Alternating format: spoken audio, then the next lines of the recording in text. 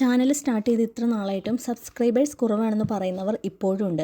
അപ്പോൾ അവർക്ക് വേണ്ടിയിട്ടുള്ള വീഡിയോ ആണ് ഇന്ന്. നമ്മൾ നോക്കുന്നത് ശരിയായ രീതിയിൽ ഷോർട്സ് അപ്ലോഡ് ചെയ്യുക എന്നതാണ്. എങ്ങനെയാണ് കറക്റ്റായിട്ട് ഷോർട്സ് അപ്ലോഡ് ചെയ്യുന്നതെന്നും അതിൻ്റെ കറക്റ്റ് ടൈമിങ്ങും അതെല്ലാമാണ് നമ്മളിന്ന് നോക്കുന്നത്. ഇതിന് പല ഓപ്ഷൻസ് ഉണ്ട്. ഇത് കറക്റ്റായിട്ട് ചെയ്യണം. അത് ചെയ്യാതിരിക്കുന്നവർക്കാണ് സബ്സ്ക്രൈബേഴ്സും വ്യൂസും കുറവായിട്ടുള്ളതായിട്ടാണ് എനിക്ക് തോന്നുന്നത്. ശരിയായ രീതിയിൽ തന്നെ നമ്മൾ ഷോർട്സ് അപ്ലോഡ് ചെയ്താൽ നമുക്ക് സബ്സ്ക്രൈബേഴ്സും വ്യൂസും കൂട്ടാൻ സാധിക്കും. അപ്പോൾ ഇത് മിക്കവരും കറക്റ്റായിട്ട് ചെയ്യുന്നില്ല. അതാണ് മെയിനായിട്ടുള്ള കാരണം, സബ് കുറയുന്നതിനും അതുപോലെ തന്നെ വ്യൂസ് കുറയുന്നതിനും. അപ്പം അതിൻ്റെ വീഡിയോ ഫുള്ള് കാണുക, എന്നാലേ അതിൻ്റെ കറക്റ്റ് അനലിറ്റിക്സ് നമുക്ക് മനസ്സിലാവുള്ളൂ. നിങ്ങളുടെ പോലെ തന്നെയായിരുന്നു ഞാനും.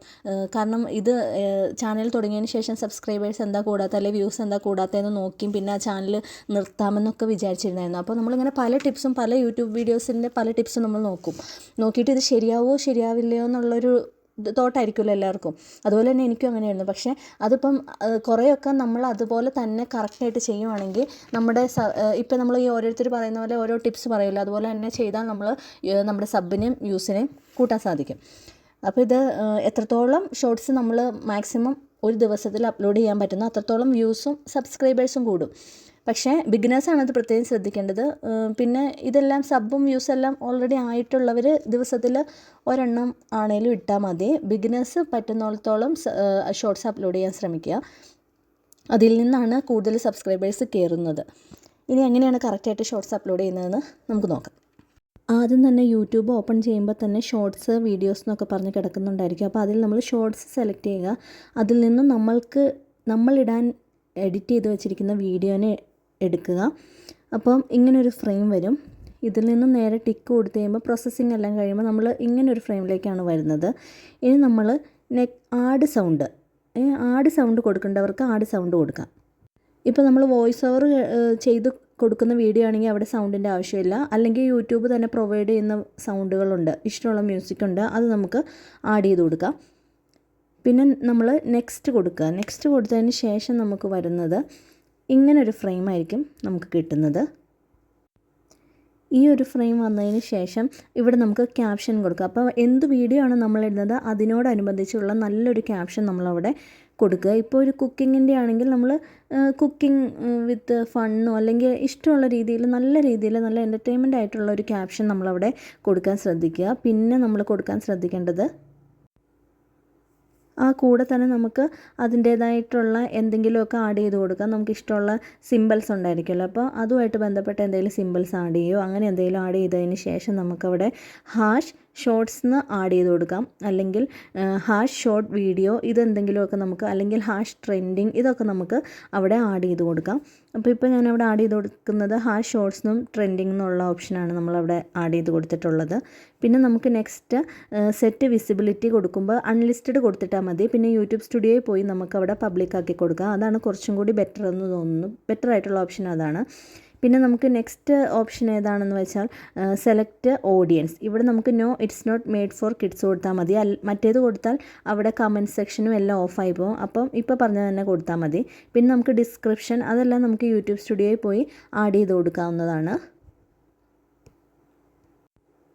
ഇനി നെക്സ്റ്റ് കൊടുക്കുന്നത് നമുക്കവിടെ നമ്മുടെ തംബ്നെയിൽ കൊടുക്കാം. ഇത് ഇവിടെ തന്നെ ഷോർട്ട് വീഡിയോയിൽ ഇതിവിടെ തന്നെ നമ്മൾ സെറ്റ് ചെയ്ത് കൊടുക്കണം. യൂട്യൂബ് സ്റ്റുഡിയോയിൽ പോയി മാറ്റാൻ പറ്റില്ല. അതുകൊണ്ട് നമ്മളുടെ ആ വീഡിയോയിൽ നിന്ന് നമുക്ക് സെലക്ട് ചെയ്തൊരു തംബ്നെയിൽ കൊടുക്കാം.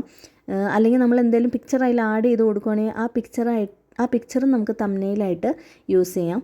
പിന്നെ നമ്മൾ അവിടെ ടിക്ക് കൊടുത്തു കഴിഞ്ഞാൽ ഓക്കെ സെറ്റ്. പിന്നെ നമുക്ക് ആ തംബ്നെയിൽ തന്നെ നമുക്ക് ഫിൽറ്റർ ആഡ് ചെയ്ത് കൊടുക്കാം. ഇതിൻ്റെ തംബ്നെയിൽ മാത്രമാണ് ഈ ഫിൽറ്റർ വരുള്ളൂ, വീഡിയോ ഫുള്ളായിട്ട് വരത്തില്ല. അതുകൊണ്ട് നമുക്ക് ഇഷ്ടപ്പെട്ട ഫിൽറ്റർ നോക്കിയിട്ട് സെലക്ട് ചെയ്തിട്ട് അത് തംബ്നെയിലേക്ക് നമുക്ക് ആഡ് ചെയ്ത് കൊടുക്കാം. നെക്സ്റ്റ് ടിക്ക് കൊടുക്കുക. ഇതിന് ശേഷം നമുക്ക് പിന്നെ ഇവിടെ നമുക്കൊന്നും ചെയ്യാനില്ല. പിന്നെ യൂട്യൂബ് സ്റ്റുഡിയോയിൽ ചെന്നിട്ടുള്ള ഓപ്ഷൻസാണ്, അവിടെയാണ് നമ്മൾ കറക്റ്റായിട്ട് ശ്രദ്ധിച്ച് ചെയ്യേണ്ടത്. അവിടെ ചെയ്യുമ്പോഴാണ് എല്ലാവരും മാക്സിമം ശ്രദ്ധിക്കേണ്ടത്. ഓക്കെ, അപ്പോൾ ഇവിടെ നമുക്കിനി ഒന്നും ചെയ്യാനില്ല. ഇനി നമുക്ക് നേരെ യൂട്യൂബ് സ്റ്റുഡിയോയിലോട്ട് പോവാം. ഓക്കെ, ഇവിടെ ഇപ്പോൾ ഇത് പ്രോസസ്സിംഗ് എന്നും പറഞ്ഞ് വരുന്നത് കാണാം നമുക്ക്. പിന്നെ അതായി കഴിയുമ്പോൾ യൂട്യൂബ് സ്റ്റുഡിയോയിൽ പോകുമ്പം ഇങ്ങനൊരു ഫേസാണുള്ളത്. ഇതിൽ നമുക്ക് ആ പെൻ പോലെ ഇരിക്കുന്ന അതെടുക്കുമ്പോൾ അവിടെ നമുക്ക് എഡിറ്റ് ചെയ്ത് കൊടുക്കാം. ഇവിടെ നമ്മൾ എഡിറ്റ് ചെയ്ത് കൊടുക്കേണ്ടത് ആദ്യം തന്നെ ഡിസ്ക്രിപ്ഷനിൽ നമുക്ക് ആഡ് ചെയ്ത് കൊടുക്കാം.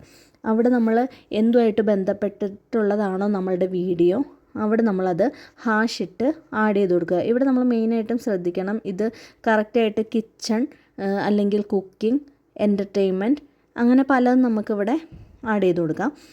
എന്ത് വീഡിയോ ആയിട്ട് ബന്ധപ്പെട്ടിട്ടുള്ളതാണോ അത് നമ്മൾ മെയിനായിട്ട് അവിടെ ആഡ് ചെയ്യാൻ ശ്രദ്ധിക്കുക.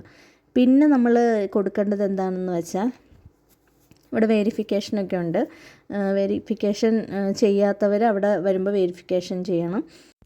ഇനി അടുത്ത നെക്സ്റ്റ് ഓപ്ഷൻ അവിടെ ടാഗ് കൊടുക്കുക. ഹാഷ് വെച്ചിട്ട് നമുക്ക് എന്ത് വീഡിയോ ആണ് നമ്മൾ ഇട്ടിട്ടുള്ളത് അതുമായിട്ട് ബന്ധപ്പെട്ടിട്ടുള്ള ടാഗ്സ് നമുക്കവിടെ ആഡ് ചെയ്ത് കൊടുക്കാം. ഇനി നെക്സ്റ്റ് ചെയ്യേണ്ടത് അത്രയേ ഉള്ളൂ. ഏകദേശം നമ്മൾ ഫിനിഷ് ചെയ്തിട്ടുണ്ട്. ഇനി നമുക്കിവിടെ അൺലിസ്റ്റഡ് മാറ്റി പബ്ലിക് ആക്കുക, സേവ് ചെയ്യുക. ഇത്രയേ ഉള്ളൂ അതിൻ്റെ മെയിനായിട്ടുള്ള നമ്മൾ ചെയ്യേണ്ട മെയിൻ കാര്യങ്ങൾ. അപ്ലോഡായി കഴിഞ്ഞു. അപ്പോൾ നമ്മൾ ഇത്രയാണ് മെയിനായിട്ടും ശ്രദ്ധിക്കേണ്ട കാര്യങ്ങൾ. അപ്പോൾ മെയിനായിട്ട് നമ്മൾ ആദ്യം തന്നെ ശ്രദ്ധിക്കേണ്ട കാര്യം ആദ്യത്തെ 2 to 3 സെക്കൻഡ്സ് സ്ട്രോങ് ആയിരിക്കണം. പിന്നെ ഷോർട്ട് വീഡിയോ ഒരുപാട് ലോങ് ആക്കണ്ട. വീഡിയോ ഷോർട്ട് ആക്കാൻ ശ്രമിക്കുക. 15 to 30 സെക്കൻഡ് ആക്കാൻ ശ്രമിക്കുക. പിന്നെ ട്രെൻഡിങ് ഓഡിയോ അല്ലെങ്കിൽ ടോപ്പിക് ഉപയോഗിക്കുക. അല്ലെങ്കിൽ നമ്മൾ വോയിസ് ഓവർ കൊടുക്കുക. പിന്നെ തംബ്നെയിൽ ആ ഫോട്ടോ മാക്സിമം ശ്രദ്ധിക്കുക എന്ത് കൊടുക്കണം എന്നുള്ളത്. Clear text and attractive image കൊടുക്കാൻ നമ്മൾ മാക്സിമം ശ്രദ്ധിക്കുക. പിന്നെ ക്യാപ്ഷനും ഹാഷ്ടാഗും ഇതെല്ലാം നമ്മൾ പറഞ്ഞതുപോലെ തന്നെ മാക്സിമം ശ്രദ്ധിച്ച് ചെയ്യുക. പിന്നെ കൺസിസ്റ്റൻ്റ് ആയിട്ട് അപ്ലോഡ് ചെയ്യുക. ഇതാണ് മെയിനായിട്ടും വേണ്ടത്. ദിവസവും 1, 2 അല്ലെങ്കിൽ 2 ഷോർട്സ് എങ്കിലും അപ്ലോഡ് ചെയ്യാൻ ശ്രമിക്കുക. അപ്പോൾ എല്ലാവർക്കും വീഡിയോ ഇഷ്ടപ്പെട്ടെന്ന് കരുതുന്നു. താങ്ക്